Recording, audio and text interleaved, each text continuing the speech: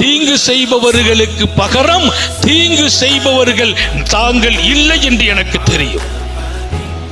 அவ்வளவு பேரையும் மெய் சிலுக்க வைத்தார் அந்த காட்டரபியின் இதயத்தில் கூட ஏந்தல் நபி குறித்து இத்தனை பெரிய விளக்கமா?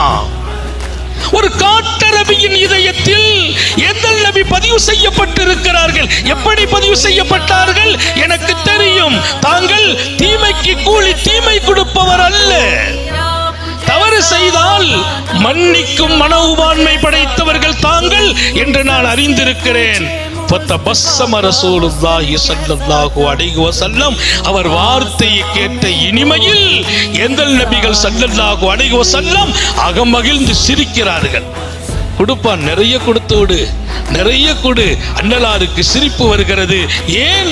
இத்தனை காட்டரபியாக இருந்தும் இவ்வளவு அழகாக நமது முகவரி விளங்கி